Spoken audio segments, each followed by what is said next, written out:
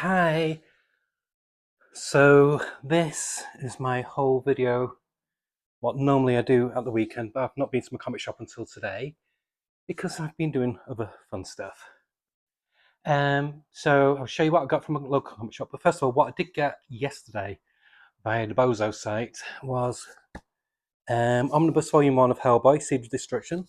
So the first 4 issues were written by, with the assistance of John Byrne, but everything else was done by Mike Mignola. I used to have the old Legend comics back, was it the 90s? When they first came out anyway.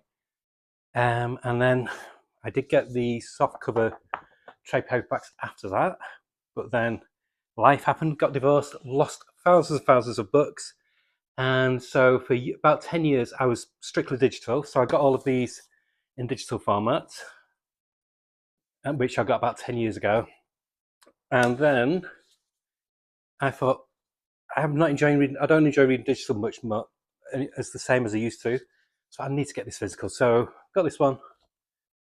I'm about 135 pages deep into it now. Really loving it. I will do a review of it to see how it compares to my nostalgic memory of it. I think you might be surprised because sometimes nostalgia can ruin a book, but I think you'll be surprised with this one. So yeah, I'm going to carry on and get the series, and I will get the BPRD, which I've got digitally. Yeah, really enjoying that. So that's the first kind of haul. So as you must have seen at the beginning of the video, it shows me going into the comic shop, and I did pick something up, and what I did pick up was this hardback Echolands Volume 1. There's not been any more issues of Echolands. This is by J.H. Williams III, does the majority of the story and art, etc. So it's slightly taller than the comic when you hold it that way, but this is the way it's read landscape-wise. This normally in the UK is £31.99. I got this for £8. £8 for this. This gorgeous, gorgeous J.H. Williams book. He's definitely one of the greatest comic artists of the 21st century. So I'll be looking forward to reading this. And obviously once I've read it, I will do a review of it. For £8. So if you're in Manchester, do go to Forbidden Planet in Manchester. They've got one copy left. I think it could be £9 that one for some reason, but I got this one for £8. Very, very happy about that. So those are the graphic novels what I got this week. So let's move on to the comics. Let's see, 1, 2, 3, 4, 5, 6, 7, 8, 9, 10, 11, 12, 13, 14 comics. And I will say, no Marvel. Yeah, I do get some Marvel now, but it's about 3 issues a month max. They're just not doing it. They need to pull the socks up. But the ones that I do get, I really do enjoy. So I'm not dissing on them, but we'll go through it by content. So we'll go by least amount from a publisher I got to the biggest amount. So the least amount I got was 1 issue from Titan Comics. And this is Conan the Barbarian number 28. We get them a bit later in the UK compared to America and other places. I didn't realize I got the alternate cover. I don't choose my covers. I just pick up what's ever in my box because I'm not really a cover aficionado. I'm more interested in what's on the inside. The cover's fine, but it's not as good as the A cover. But yeah, I look forward to reading that. And so I then got 1, 2, 3, 4, 5, 6 Image. Now, for some reason, Feral came out, Feral number 20, but for some reason put 2 issues in, put the A cover and then the B cover, the variant cover. And I went for the variant this time just because it's a brilliant homage of a horror film, which was a cheesy horror film, but I really enjoyed it. And it's the Halloween H2O tribute cover. Definitely my cover of the week. I love that cover. Really enjoying Feral. I've not read any of these yet. Like I said, I've only picked them up today. And then 1 comic I will be doing a review of. Like I said, nowadays I'm not doing a review of everything I've got. I'll just like cherry pick number 1s or special issues. And this one is a brand new number 1. It wasn't in my list because I wanted to see what it was like internally first. But I've now added it to my list because I was really impressed with the interior artwork. And this is Malevolent. I keep on getting it wrong. I normally say Malevolent, even though it is Malevolent. Malevolent, whatever. And it's by I could have gone on for another 5 minutes there. Justin Jordan, the writer, he did stuff.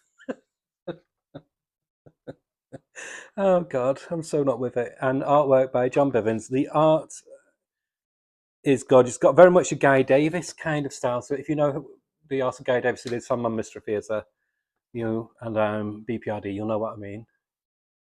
So that's what drew me to it. I thought, yeah, I'm going to get this. So it's on the list. I just enjoy Image. Image and DC are my sweet spots at the moment. And then we got issue number 5 of Skin Breaker. Art in Skin Breaker is beautiful, of course. But as I said, it's an 8-issue series. It seems to be treading water. It's been, I don't know, art beautiful, story a bit mundane to be honest, but I'll still buy it because it's not an inoffensive story. It's well written. It's just, yeah, whatever. But yeah, gorgeous art. Skin Breaker number 5. So we've got 3 more issues after that. This was another contender for cover of the week. This is the Oh for Immortal issue number 4. I didn't even realise. Oh, pardon me. This is due to come in. So there we go. Again, this felt like it was treading water a bit last issue, but it looks like it's definitely picked up with this issue, and it does get quite bloodthirsty. So they've drawn me back in with the Temptation of Blood, and then there's a really chunky book, and this is Bug Wars: The Spider Witch Special. I went for the normal cover. I'm not pervert. So there is like an X-rated cover you can get, and quite a few people on YouTube did buy that. You sad little perverts with your wank socks. But I got this one. I love the Universal Bug Wars. I know Geeky or Hard kind of, that's a bit wordy. I don't care. This tickles my sweet spot. I've always loved comics about people who shrink down, or books about people who shrunk down. I love the Micronauts. I love the children's TV and books. I used to love the Borrowers and stuff like that. In a space. So yeah, this is my sweet spot. So I can't wait to dive into that. Only $5.99, and it's really, really thick. There's loads of pages in there. So good value for money. And then this is always a pleasure to read. Issue 18 of G.I. Joe. I adore that cover. I do not know who the characters are. I don't know G.I. Joe, but I don't care. I'm having a blast with it. This is a great comic for people who don't know the toy franchise or the cartoon or whatever. And then we have our last publisher, which is DC. And they have 7 issues. So I don't pick up Ignition, and I've stopped picking up Bad Idea. For one, with Bad Idea, it's sporadic, and they have sometimes shorted our shop of issues of Bad Idea. And for 2, initially it was like, oh great, okay, it's $5.99, but you get 40 pages. You don't anymore. You just get about 20 odd pages of story, and they do feel very thin and flimsy. Now, so I can't. I will get the trades. I love Bad Idea, but the price point is a bad idea. Oh, hey, punster. So, oh God, forgive me. So we'll move on to the non-absolute titles. There's a lot of absolute this week, but I think I mentioned last time the UK shops were all shorted last week, quite a bit of DC and quite a bit of Image. So that's why I've got titles that you might have seen already in the States. So Batman number 6, love that cover, love this comic. This gets rid of the travesty that was Chip Zdarsky's run of Batman. I like Chip Zdarsky, but fuck me, he ruined Batman. But this is wonderful. And then we have another wonderful Batman comic. Love this cover by Tom Taylor, Mikhail Janin, and it's Detective Comics 1105, Infected, Contained, and Mad as Hell, The Courage That Kills, Part 5. And Green Arrow and Black Canary, I think, make an appearance. And Mr. Terrific as well. Gorgeous artwork, gorgeous comic, love it. And the final one that's not an absolute comic, this is my favourite DC comic. It's just an all-rounder that I really enjoy. JSA is my favourite superhero team. The only other one that I like, say, as much, but they don't do anything with them nowadays, is Defenders. Oh, Legion of Superheroes. Oh, yeah, so it's those 3. So it's Defenders, Legion of Superheroes. Again, what they've not done anything for ages, but they are doing soon. And JSA. So love that cover by Dave Johnson. And great art by Gavin Guthrie. So this is the first year of the JSA. So this is how they came to be. It's just great. Jeff Lemire, I adore this comic. Wonderful. And then we're on to the absolutes. So we've got this great cover. And again, I'm not a pervert like some people. We'll just call them bad. We won't name and shame, but we'll just call one of them Freaky Ball Gog.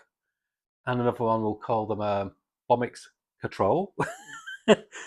That might sound like Geek Old Hog and Comics Patrol, but I'm not naming and shaming them. There's like a very risque cover. Well, those little the perverts, those two fucking perverts above. I've not, because I'm a good Christian person, and I got the standard cover of Absolute Wonder Woman, issue 16. Wonderful, wonderful cover. It's Hayden Sherman. They can't go wrong with this artwork. They are becoming to me like how Mike Mignola impacted the 90s with his art style. This is the same kind of impact. Wonderful comic. And I've got Absolute Flash number 11. Great cover again. This is by Jeff Lemire. The art changes a lot on here. So who's the art team? It's Nick Robles. So the original artist has come back. I'm enjoying the Flash. It's picked up speed. So there we go. And then we got, I do like this cover actually. Absolute Green Lantern. Who's the artist on this now? The art on the, is it the original art? Oh, it's improved. And miracles happen. Hallelujah. So the original artist is back, which is Janoy Lindsay. And I don't know if he's been doing art lessons or something, but his art style is looking really good now. So looking forward to that. This has got me interested again. And then the final Absolute title, Absolute Superman number 16. Great cover by Juan Ferreira. Oh my God, that looks gorgeous. So I can't wait. So I will be doing 2 special videos, just focus on 1 issue each. So the ones that I'll be doing review videos of after I've read them. So you'll have to be patient. I've got a shit ton of stuff to read. Is Bug Wars special, the Spider Witch special. See if it stands up to the quality of the ongoing. And Malevolent.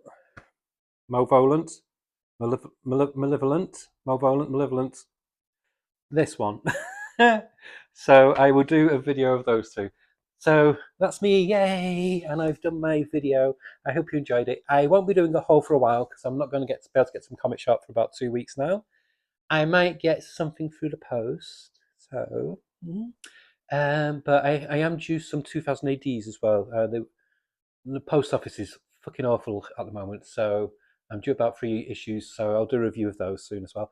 Do watch my 2000 AD videos. I know my last 2000 AD prog reviews, they've been getting piss poor views, and I do put a lot of effort into them, so it'd be nice to have got a bit of support for those. Do like, subscribe as well, because this sounds really, I never beg for followers. I never. But I've done a lot to change my channel, injected a lot of new ideas into it, and it started off well, but it seems to have just gone again. I'm sticking at 9. What is it now?